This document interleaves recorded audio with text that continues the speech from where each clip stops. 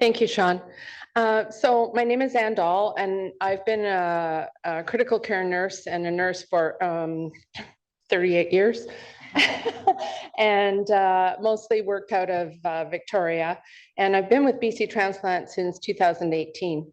And essentially, I would just like to ask the panel if they would introduce themselves, starting with Dr. Bleszynski. Hi, my name is Mike Bleszynski, and I'm one of the HPB pancreas transplant and liver transplant and donor procurement surgeons. I've been at VGH for just over a year now. Hello, my name is Peter Kim, one of the liver transplant surgeons, and I've been at VGH for about 6 years. Mustafa Toma, I'm a heart transplant cardiologist. I've been working at St. Paul's for, I think, almost 12 years now. And I'm the medical director of the heart transplant program currently. I'm Justin Gill. I'm one of the transplant nephrologists at St. Paul's Hospital. I've been there since 2020. Bob Levy. I'm the medical lead of the lung transplant program, VGH and BC Transplant. I think I've about 26 years. Well, still going. Great, thank you. I just do want to give acknowledgement to Maria Belafontaine, who actually was going to present this and has done all of the work ahead of time. So it's made it very easy for me. So thank you, Maria. So good afternoon, everybody. The goal of our panel discussion today is essentially to simulate offering organ and acceptance process. So we're hoping that will provide some insight and clarity into why some organs are deemed suitable for transplant while others are not. So why is BC Transplant always coming back to ICUs and asking for one more thing? What criteria do each of our programs require and examine before accepting or declining an organ for transplant, thereby giving a recipient a second chance at life? So we're going to present two case studies. One will be a donor that meets the neurological criteria for death and a donor that meets the donation for cardiocirculatory death. And for the sake of time, we today, when we start our case studies with the offering to each program, prior to organ offering, there's a lot of investigation and a lot of testing results that have come in. But for these cases, we're going to tell the audience that we have signed consent from the family. The case has been reviewed with the medical director on call, and that the red blood box has been drawn and sent to the Vancouver General Immunology, Serology, and Virology Lab. So following the case studies, there'll be an opportunity for questions. And we already met our panel, so that's great. So our first case is a donor that meets the neurological criteria for death. So, gentlemen, I have a patient who is 35-year-old female, A positive, 165 centimeters and 60 kilograms. Cause of death is intracranial hemorrhage due to a motor vehicle crash. Past medical history is essentially previously healthy, a social drinker, non-smoker, born in Singapore, but has had no recent travel in the past 5 years. And there is no exceptional distribution, so no kind of high-risk behaviors that we've identified. And this patient is deemed a standard risk. So Dr. Toma, I have a heart offer for you. Ooh, that's exciting. Tell me more. So the ECG is like normal sinus rhythm. We've had an echo on norepi, shows an EF of 60 to 65%. The troponin I on admission was 68. 3 days later, it's trended down to 6. We don't have an angiogram, and currently they're on vasopressin at 0.02 units a minute. So are you, based on this information, are you interested in this heart? Absolutely. Young lady, smaller height and weight. So, we take the blood group, of course, the height and weight into consideration when trying to allocate the organs. Importantly, we look at, for us, we care about the echo LVEF. And sometimes there are factors that can influence the LVEF. For instance, if patients are on inotropes, so if they're on epinephrine or dobutamine, then that could falsely, or milrinone, that could falsely elevate the true EF. In this case, the patient is on norepi and vaso, which really shouldn't affect inotropy, but we trust that the EF is probably appropriate and accurate. But the important thing as well in the heart transplant world in Canada is that we have a national organ sharing criteria for high status recipients. And so what we want to make sure is that there's no one high status in the country who is sicker than our potential recipients in BC who might benefit from this heart more than our patients would. So I probably wouldn't repeat the echo in this situation because they're only on vasopressin and norepi, but we would check for high statuses. Great, thank you, Dr. Toma. And did I tell you that the patient is not on levothyroxine? And I'm pretty sure you'd want that started? Correct. I mean, we would want that started. I mean, levothyroxine can improve the LVF in the situation where there is brain death. I suspect it's probably useful to have in this scenario, regardless of the LVF. And so usually, I think it would be more useful to institute levothyroxine when the EF is low. But obviously, even in this scenario, it's generally standard of care that levothyroxine would be initiated by the intensive care physicians and nurses at the donor hospital. Great, thanks. So Dr. Toma mentioned that, wondered about the high status list. He said that, BC Transplant offers hearts out based on a national allocation agreement. And so recipients on that high status list are either extremely ill or highly sensitized. This means that their transplant status is urgent or they're difficult to match. So every time we, as coordinators, we check that list and let the program know. So in this scenario, there are no matches, so the heart is staying locally within BC. Dr. Toma, if we were going to do a repeat echo, what would you be hoping to see? Yeah, so there's many circumstances where when we get the first donor echo, the LVF may be 50 or 45%.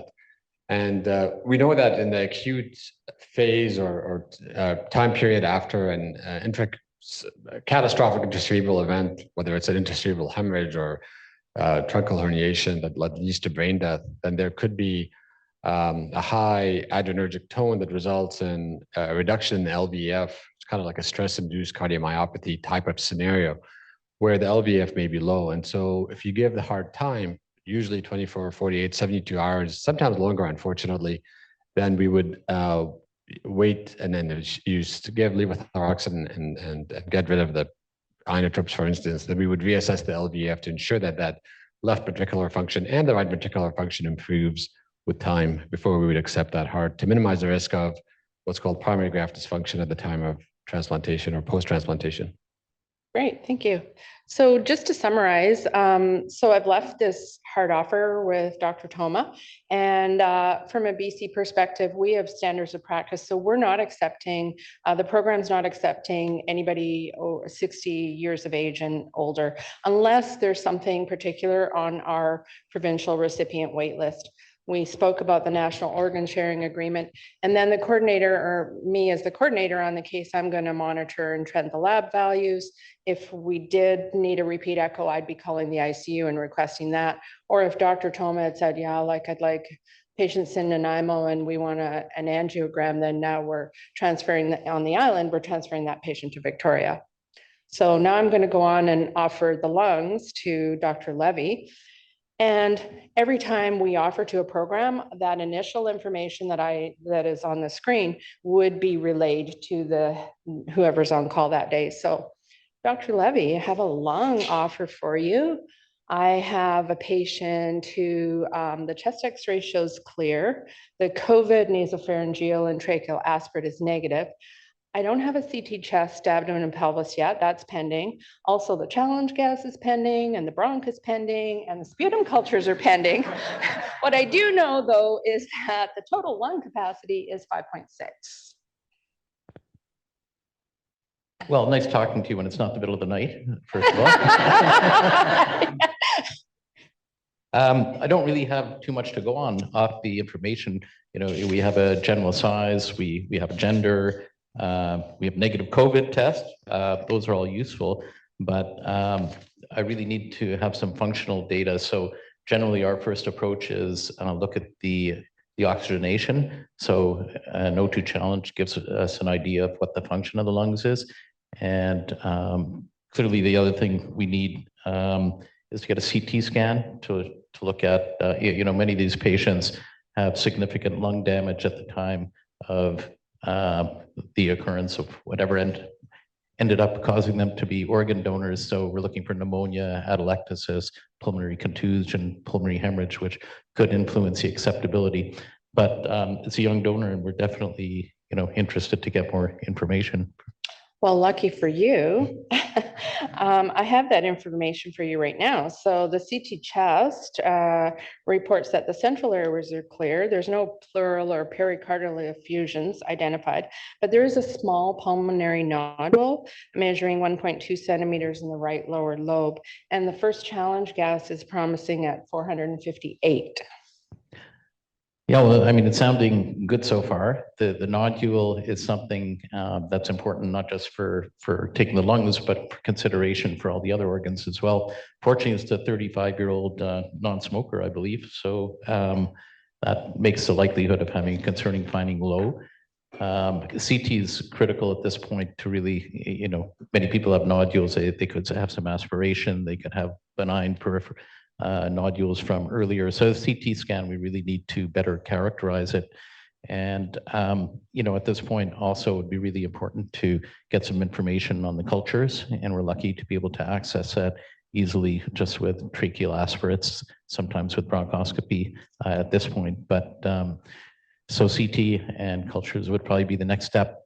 You mentioned this patient, is the patient foreign born? Are there any TB risk factors that we should be thinking about? Yeah, the patient was born in Singapore, which is a country at risk for TB. However, they've had no recent travel in the past 5 years. I can run it by our infectious disease specialist if we have any concerns on the CT. Yeah, well, that's great. I think it would be important to get the radiologist's interpretation. I'll also take a look at the CT myself, since I probably have more contacts than the radiologist does. And this would be a useful time to actually make sure we get some bronchoscopic samples, so we get good quality samples and looking for pathogens. Right. So we'll send when the ICU physician does the bronch, we'll be sending those cultures off for CNS and acid fast bacilli and fungal and anything else. Can you help me understand or help our audience understand why the total lung capacity is so important in placing lungs in recipients? Sure. I mean, that's a great question. So total lung capacity, that's a measure of, if you take a deep breath in to your full capacity and blow all the way out, that's your total lung capacity. It gives us an idea of the size of the lungs, or the volume of the lungs. So the total lung capacity is based on a couple of factors. It's based on gender, it's based on ethnicity or cultural background, and it's based on height. So those are all factors that play into the calculation. So we know, for instance, all our recipients have lung function tests, and so we know their approximate lung size.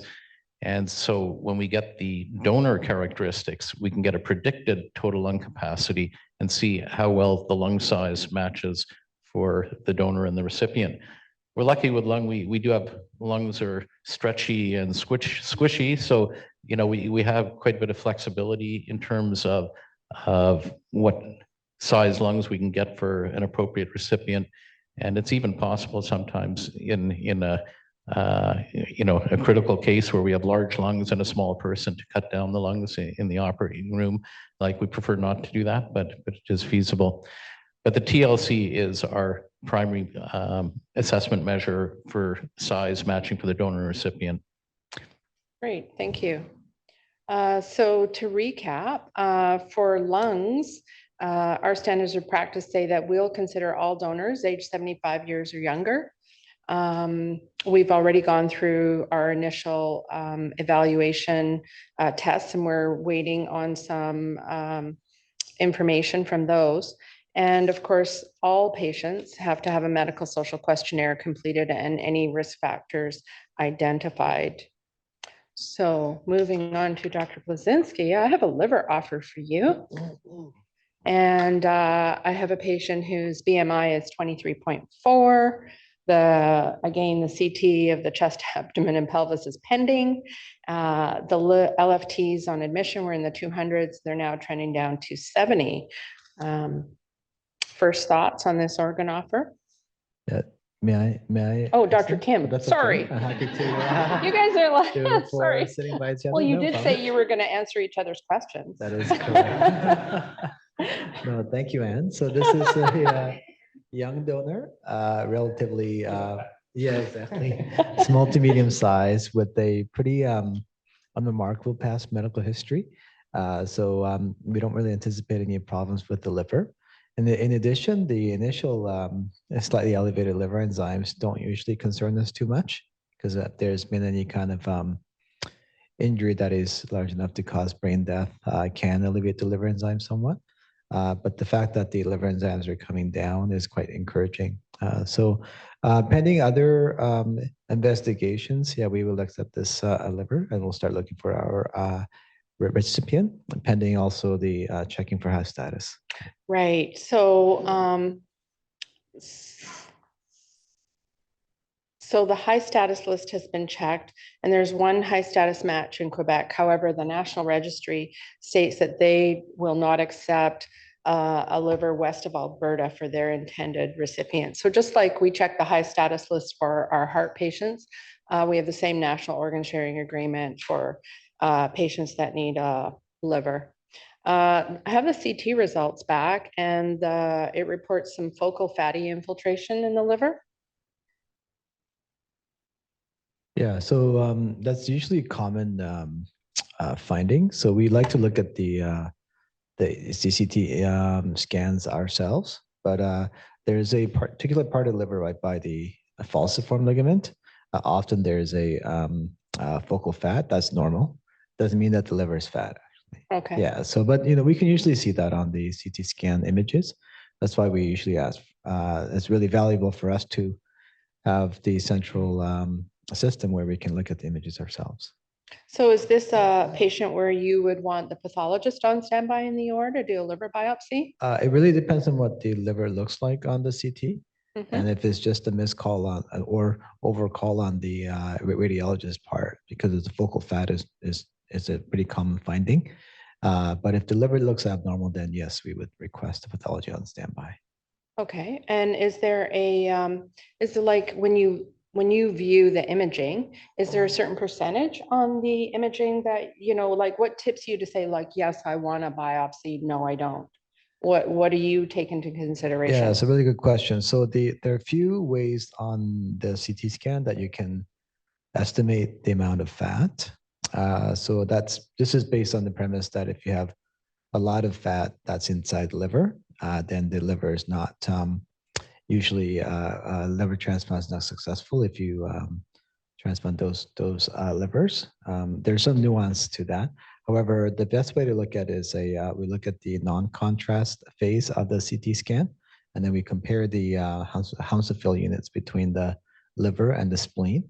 And spleen doesn't have any fat, so that if it's there's a ratio that we calculate, but we can estimate the amount of fat based on that. So that's why we're requesting non-contrast CTs. Correct, and then probably the best, but we can see it on the also there are different phases of the CT. The worst phase is actually the arterial phase because that doesn't tell us anything. But sometimes on the portal venous phase, which is the later phases on the CT, we can look at that. But I think the non-con is probably the easiest for us to look at the fat. Okay, thank you. So recapping our standards of practice for accepting livers in British Columbia, we'll consider all donors aged 75 years of age and younger. Typically, our program, as mentioned, wants CT of the abdomen. The coordinator is going to be continuing to trend the labs and the vitals, and we mentioned the organ sharing agreement. So Dr. Bleszynski, I have a pancreas and islet offer for you. So we have a patient whose BMI is 23.4. There's no history of diabetes. The creatinine is currently 60 and the lipase level is 22 and it's trending down. So based on these first initial findings, are you interested? Yes, very interested. Tell me about the pancreas transplant list. The pancreas transplant list right now is very low because we've transplanted everyone on the list. So we've done 7 SBKs this year since March, simultaneous pancreas kidney transplants. But typically the pancreas transplant list, depending on what center you are at, is going to be much shorter than, for example, a kidney list or a liver list. Mhm. And so let's say we have the list available, so the selection report, and there are 2 recipients on it. And one shows that they have donor-specific antibodies present, and the other one shows that they're absent. Would both be considered to run on a flow cross match? So there's a bit of nuance to it, but typically the one with DSA we don't consider for transplant, and the one without DSA we do consider. Okay. Thank you. So what makes someone an appropriate match for pancreas? Is it just size and ABO? In regards to the recipient? Yes. Yeah, so size, not so much size, there's a bit of nuance to it, but a lot of it is what is the kidney function? The mechanism of death, is it NDD versus DCD? The ABO compatibility, like presence of absence of DSA, and also what the donor looks like. So with pancreas, and specifically simultaneous pancreas kidney transplant, the donor operation and the quality of the donor is half the operation in addition to the transplant. So you're really looking for donors who have low BMIs, who have very good vasculature, particularly the donor iliac arteries, because we use the donor iliac arteries as reconstruction technique on the back table in preparation of the pancreas before we implant it into the recipient. And then another general rule of thumb is that if the liver is good and the size and the BMI of the donor and the history is appropriate, the liver is good, that means usually the pancreas is good. So there's a few different factors that we look into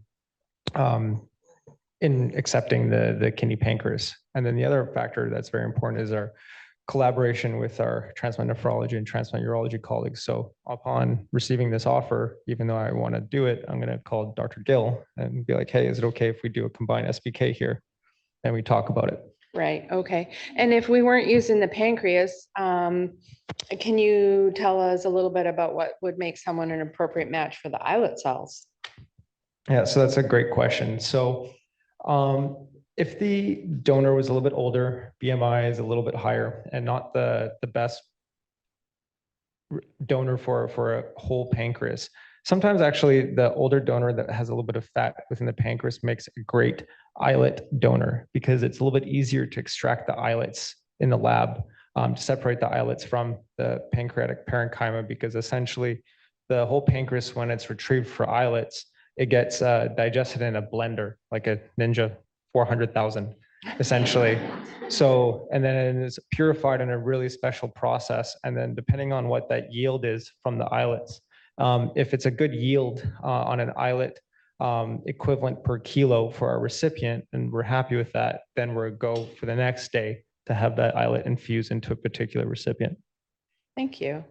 So to recap, our standards of practice for accepting pancreas and islets. So we're considering all donors 65 years old and under, with no history of diabetes and typically a BMI less than 35. And again, you can see the trend here that almost every program needs a CT of, we just are getting now, so that we order CT chest, abdomen, and pelvis. We'll continue to trend the lab values every 6 hours, monitor the vitals.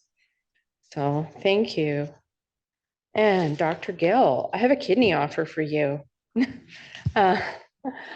So the current creatinine is 60 and the historical creatinine has been 50 to 90. The urinalysis shows a trace of blood. The albumin creatinine ratio, ACR, is 7.2. The urine output has been stable at 50 to 100 mils an hour. Thoughts? So much like everybody else, this seems like a great donor from a kidney perspective. Kidney function's perfect. Donors of a reasonable size and the creatinine is good. Historical creatinines also importantly have been normal. So clearly they've never had any history of chronic kidney disease. The urinalysis, we often get this question around If there's abnormalities in the urinalysis, do we really worry about that? It's very difficult to interpret the hematuria and proteinuria in a critically ill patient who has a catheter in place. So unless the proteinuria is very, very significant, unless they've had a history of proteinuria in the past, we generally don't pay too much attention unless the ACR is significantly elevated or if the kidney function is significantly off for some reason. So certainly I think it's a good donor from a kidney perspective. I'd like to see some imaging. And then of course we want to run the priority list for kidneys. So HSP, pediatric priority because of the young age of the donor, and also see if there's any multi-organ transplants like simultaneous kidney pancreas, liver kidney, etc. Right. So I've checked the highly sensitized patient registry, and on the selection report, there are no child priorities. There are no kidney pancreas or liver kidney combo recipients. However, there's one HSP match, and I have sent out an initial offer knowing that I would have to run it by you first. So the patient is PRA 99%. So there's one. Okay, so we can offer the one kidney out to the other province with the PRA of 99%, and then we'll keep one locally. Right, so that would leave one kidney in BC. So the HSP registry identifies transplant opportunities for waitlisted kidney recipients who are highly sensitized to HLA antigens. So provincial donation and transplant programs participating in the registry have committed to offering kidneys to those highly sensitized patients when a match is identified, because they're just a little bit more difficult to match. So when a match is made, we'll offer the out of province program, typically the right kidney, and BC will keep the other one. And there's lots of factors that are in play, lots of variables when offering HSP kidneys, but we're just keeping it simple. So the out of province program, Dr. Gill has accepted. So for me now, they're requesting additional testing. So protein creatinine level, they want repeat COVID testing within 48 hours of going to the OR. So BC guidelines, we'll do COVID, nasopharyngeal, and tracheal aspirate testing within 5 days of the recovery surgery. But if another program accepts, they have different standards. So typically the other programs are 48 hours. So that means we're going back to the ICU and requesting repeat testing. Dr. Gill, sometimes we see patients in the ICU with AKI. Is this a contraindication to transplant? So acute kidney injury is not a contraindication to donation. It really depends on the severity of the acute kidney injury. So if somebody is critically ill in an ICU, it's very common that we'll see a gradual elevation in their creatinine due to hemodynamic instability, volume depletion, variety of factors. So if they have good baseline kidney function and mild acute kidney injury, generally they will be accepted as a donor.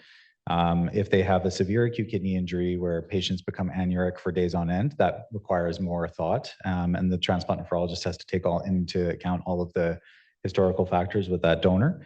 And sometimes at the time of procurement in these severe AKI kidneys, we will do a biopsy to confirm whether or not there's just ATN, which is acute tubular necrosis, which patients can come back from, or if it's full cortical necrosis, in which case the kidney is not usually recoverable at that point. So it's nuanced, but acute kidney injury is not a contraindication to donation. Thank you. So just to recap from the initial offer, if Dr. Toma had requested a repeat echo, often or epi, I would have been requesting that. For every program, we're continuing to trend the labs and the vitals. Dr. Levy with the lung program is waiting for his bronch results and the radiologist to review that nodule. Is there a TB risk? Continued recruitment maneuvers and challenge gases. Dr. Kim may have wanted the intra-op biopsy, so we would set that up with pathology. And then for the pancreas, if there was a recipient, on all programs, we would be waiting for immunology to report the flow results. And then for the kidneys, again, continue to trend those values, review the urinalysis, the urine output, and repeat the COVID samples for the other program that has accepted the kidney. So as with critical care standards of practice, we also have standards of practice, and we are committed to updating families daily obtaining Q6H vitals, monitor the labs, trends, daily cultures, book ORs, book flights, obtain coroner permission for donation, and communicate all of that to information to our local programs and out of province programs. So organ function is continually being evaluated, and there may be additional testing that requirements that are brought back to the ICU. So all testing is about determining and predicting the best organ transplantation outcomes for recipients. So we want those best, sorry, I've lost my spot. We want the best possible outcome for all our recipients. And this begins with the donor and the care that's provided by the critical care teams across BC. So moving on. Our next case study is a donor that has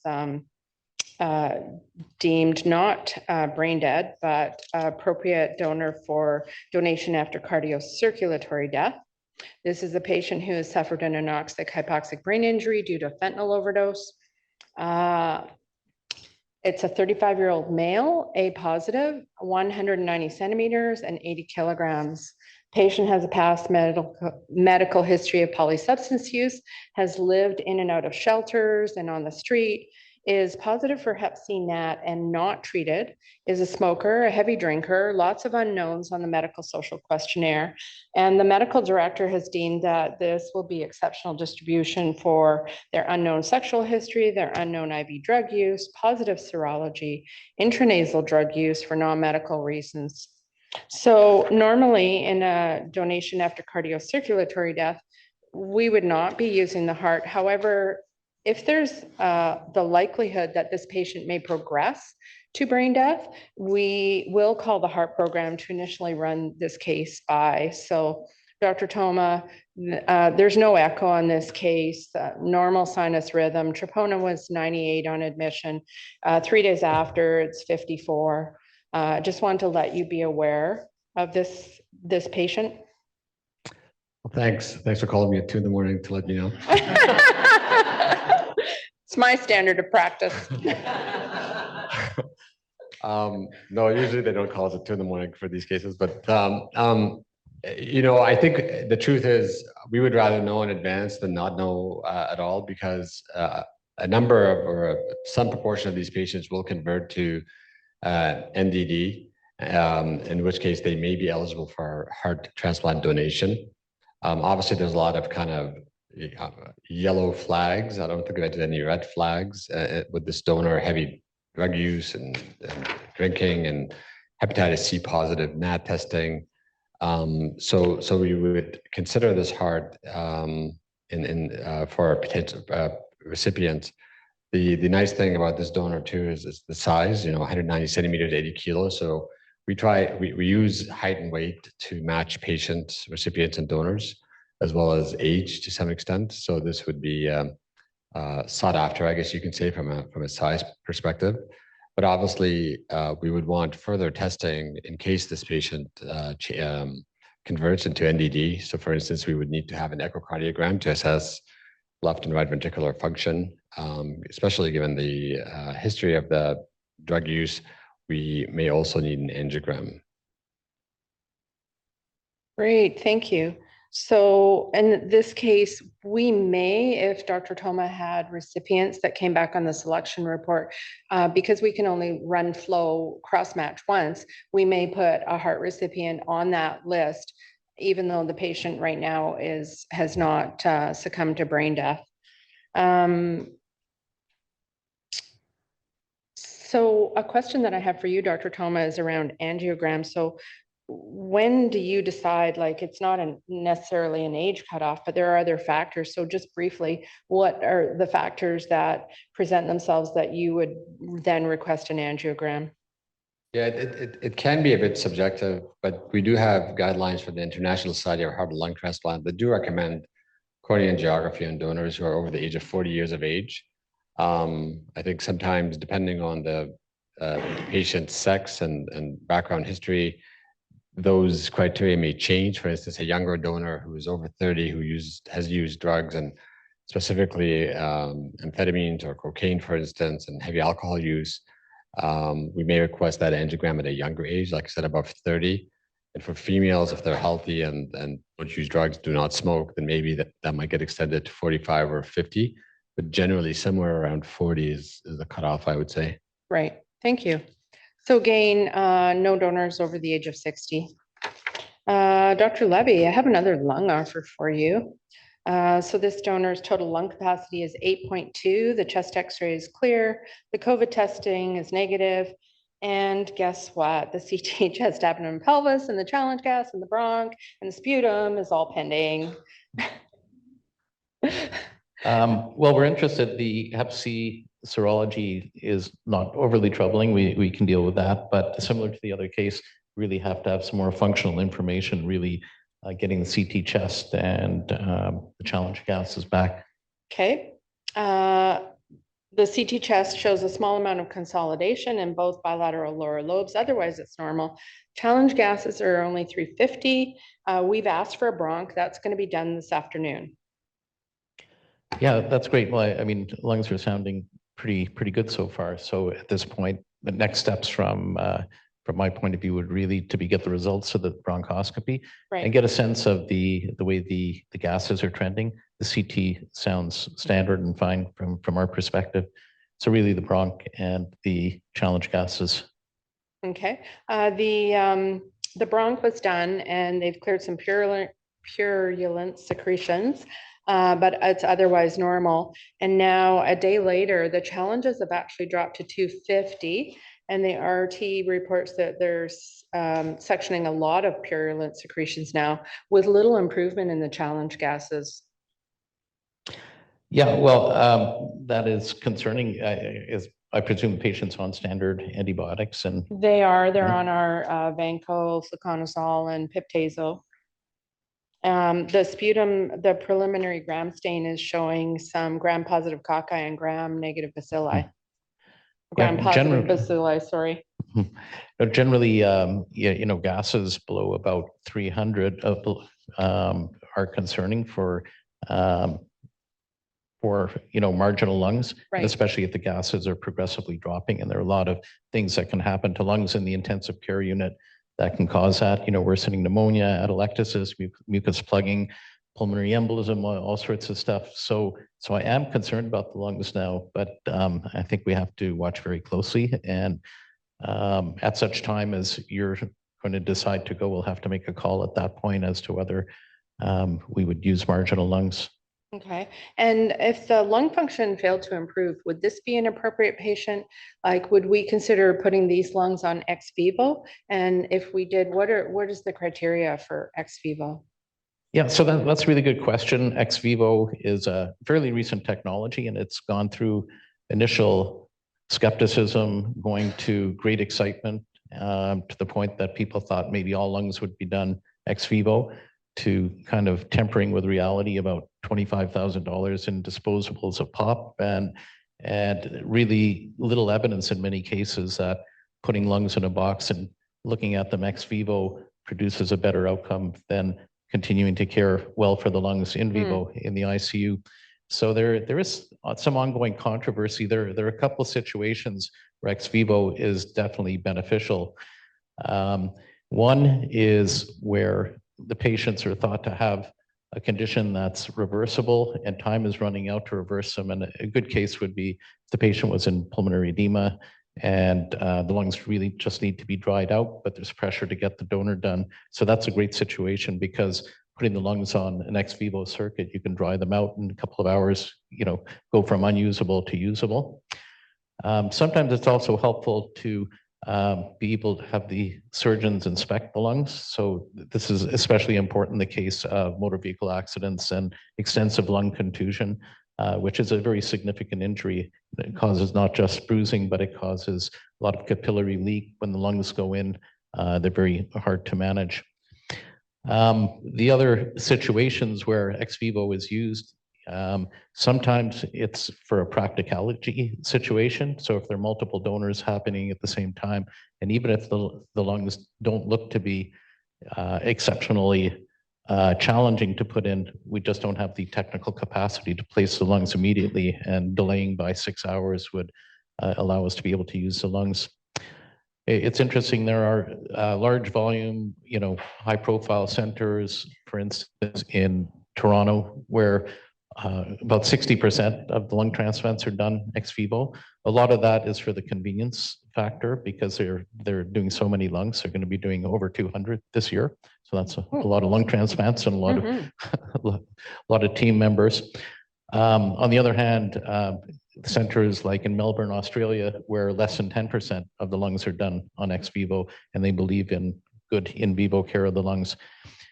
The dream, of course, with ex vivo, not just for lungs, but for all organs, is to take lungs that are unusable and treat them and make them usable. So for instance, if there's extensive pulmonary embolism, to be able to put TPA into the lungs, if there's extensive infection, to be able to give, industrial strength doses of antibiotics, those sorts of situations, and people even, investigating doing gene therapy on lungs to actually improve the quality of the lungs.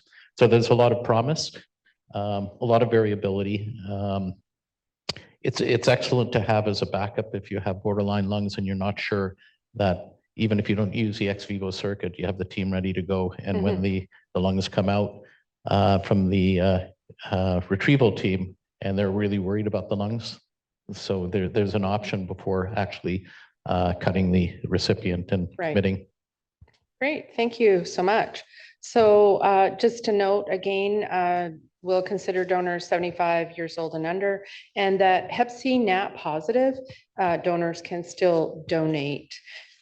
So moving on to Dr. Kim, the liver. I have a liver offer for you. So BMI is 26.7. The LFTs on admission were 150, trending down now in the 40s, and the CT chest, abdomen, and pelvis is pending. Does the Hep C NAT positive serology and currently not treated have any influence on your decision making?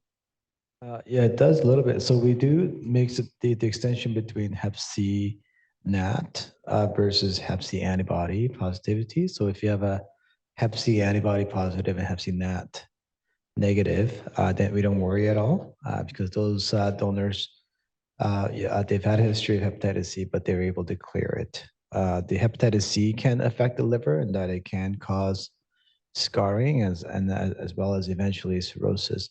But the caveat is that usually takes years for the hepatitis C to do the damage. So at age 35, the chances of the hepatitis C having done much damage to the liver is relatively low. We do, but the hepatitis C, but it's a known cause for a liver cirrhosis, and a lot of our patients have had hepatitis C in the past, but they've now cleared the virus because of with the advent of the new hepatitis C drugs. So we usually have to consent the patients and talk to them about the fact that if we do accept this liver for that particular patient, then we'll have to treat the hepatitis C. The treatment success rate is nearly 100%, so I think it's relatively favorable. We do have a protocol for hepatitis C positive donors as well as Hep C treatment immediately after transplant, mainly developed by Dr. Chan Hosseini, who's our PharmD of the program, as well as the hepatologist. So I think in this situation, we try to look for on our list, the patients with active hepatitis C to see if we can transplant those patients with the hepatitis C positive donor. More and more, because of the liberal use of the hepatitis C medication, we don't have that many patients. And then we'll go ahead and go through the process to get more information to see how suitable this donor is. And if we do have a patient who is quite sick on the list and requires a liver, then we'll consider this donor for liver. And then the other caveat also is that there is some dogma in the liver transplant literature that a combining hepatitis C and a DCD donor may add risks, to the recipients. But I don't know if that's truly borne out, but that's also part of our consideration as well.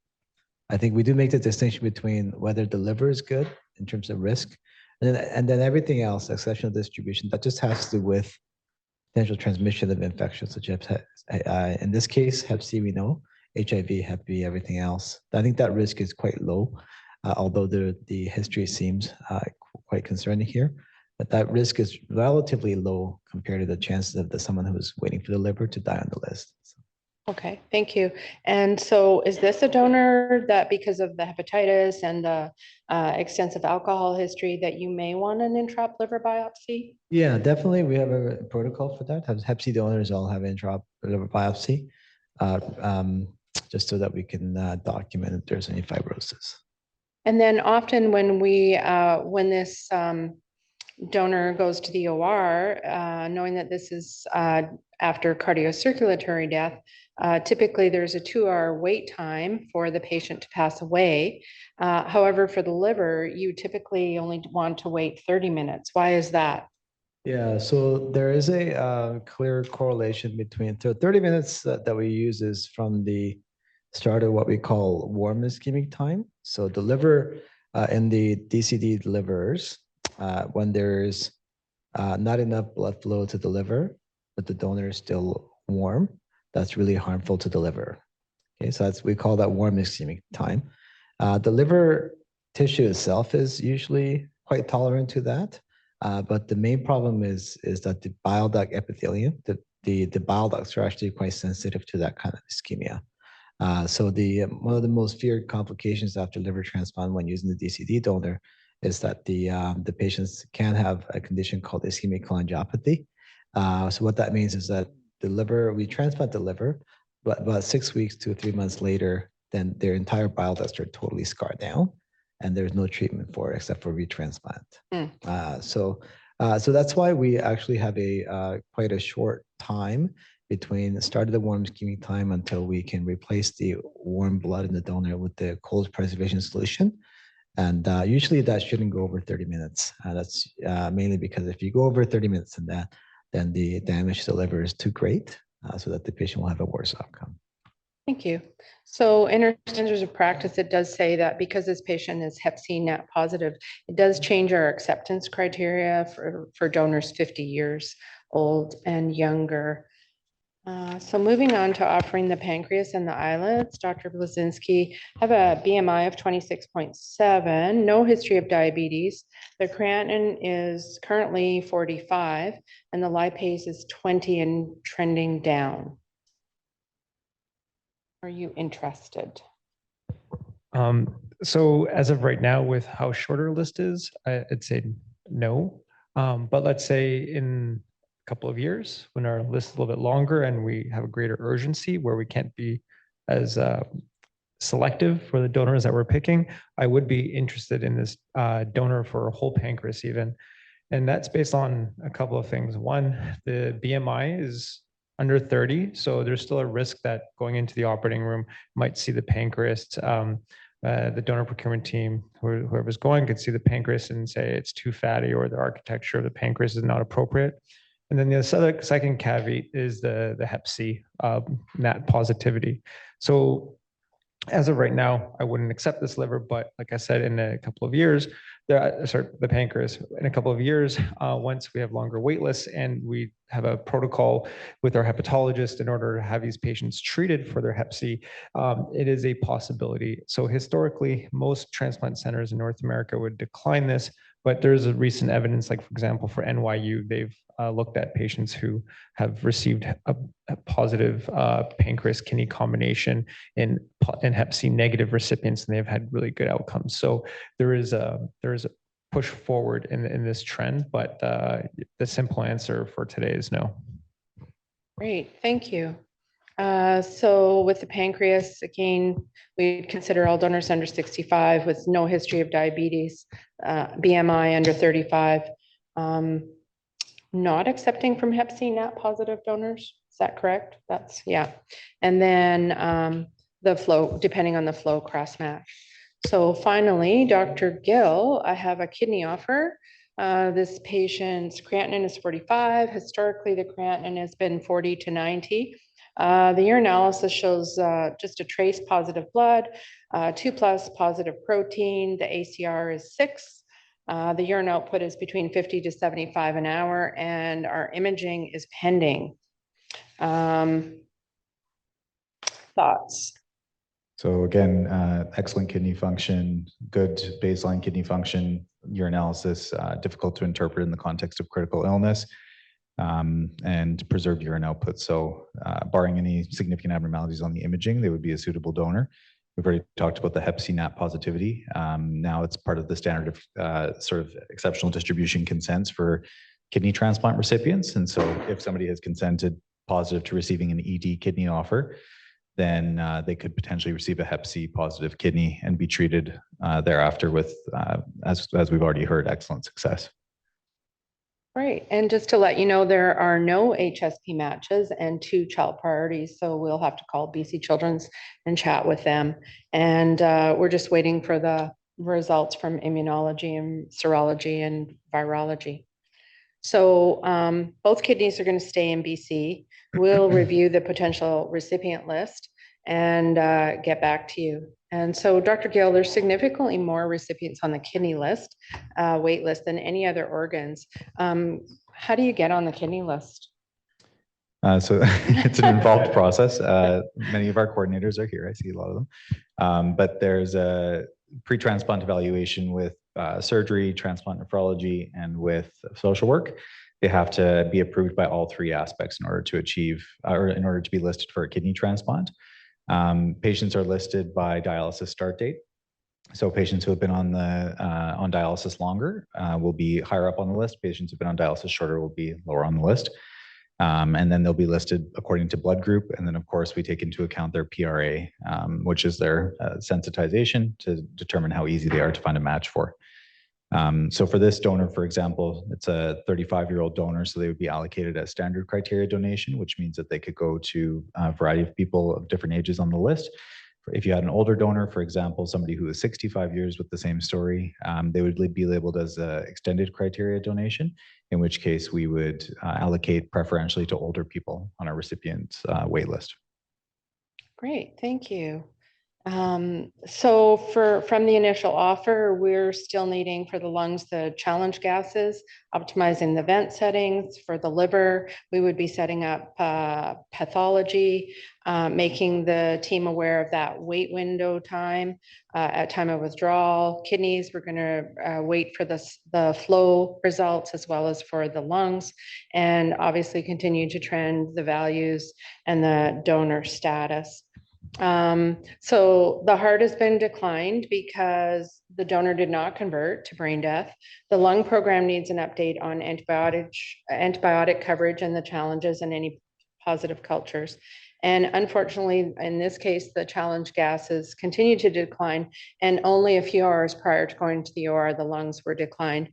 And the pancreas and islets, of course, were declined, and the renal program will communicate with the ODS which recipients to put on the flow list. And I want to thank you for answering the phone at 2 a.m. So questions in the last few minutes? Jordy. Yeah.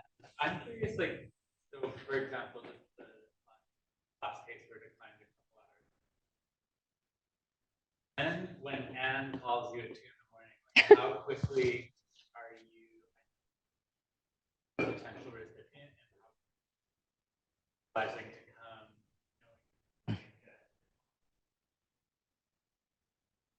Yeah, I mean, that's sometimes logistics kind of will cause big problems, either not going ahead with lungs or else causing everyone else to change their OR time to buy us another 24 hours.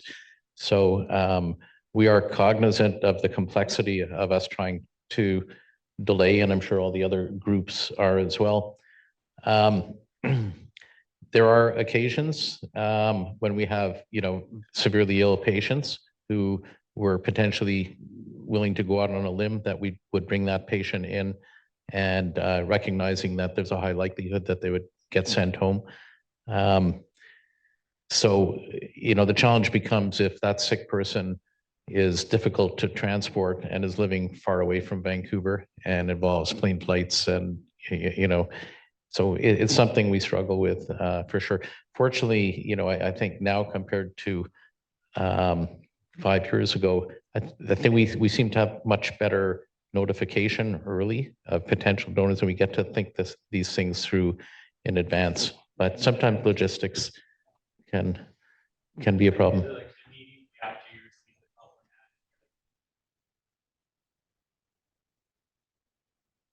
that, tests are you also kind of Yeah, because early on in the case, we'll be asked to identify potential recipients. So we've got fresh in our mind our number 1, 2, and 3 people that we'd like to transplant. But sometimes it would be that a patient is too sick to bring in a questionable case. So we would go to our number 2 or number 3 in case. But we generally know quite far in advance who we would like to get in. We have a couple of questions on here, but I've told only time for one. No, we don't take patients with HIV. That's not the question, but for the audience. So why do we keep the left kidney over the right? Better question for our surgeons, but like you can also take it. Okay, at least I can talk about the SPK component. The left kidney just has a nicer fit because we like to place the left kidney in the left aspect of the abdomen of the recipient, and the pancreas goes in the right lower quadrant. So there's a bit of anatomy there, but things can change. Like, for example, if the left kidney has 3 arteries and the right kidney only has 1 artery and 1 vein, technically that's a simpler operation for the reconstruction phase of the implant in the recipient. So in that scenario, Dr. Harriman and Dr. Anwan at least BGH, we'd talk and we'd say, okay, let's pick the right kidney, put it into the SPK recipient. So thank you. There is an algorithm for accepting kidneys, just for the questions. And you dodged, will we ever take hearts from DCD patients? I'm sorry, we're out of time. But thank you so much for, sure, quick. So just one more comment. I think it's in relation to your question about when we are looking at recipients. I think it goes for all of us across organ groups. As soon as we get the offer, I think we all do the same thing, that we're trying to identify patients as quickly as possible, look at our list, who fits that donor and what option A, B, and C is, pending what the investigations are. Because for all of us and for the ORs and for all health professionals and everyone that's involved in these processes, the more timing and the more pre-planning and dedicated time sets that we have from donor operation to recipient implant, and giving heads up for potentially needing to allocate more resources for the OR, it's helpful for all of us. So I think it's important for everyone to know that. I think we're not sitting on our hands for everything. We're all trying to get things done as expeditiously, as quickly as possible. Yeah, and I just want to recognize all the coordinators, who just that slide alone shows how much work, goes into trying to keep everything together. So I really appreciate that. And then also the ICU physicians who do all the investigations so that we have as much information as possible. And all joking aside, yeah, we're happy to take phone calls anytime, just like happy hours, 2 p.m. somewhere in the world. So we're happy to receive phone calls so that we can determine candidacy. So. Thank you very much, everyone.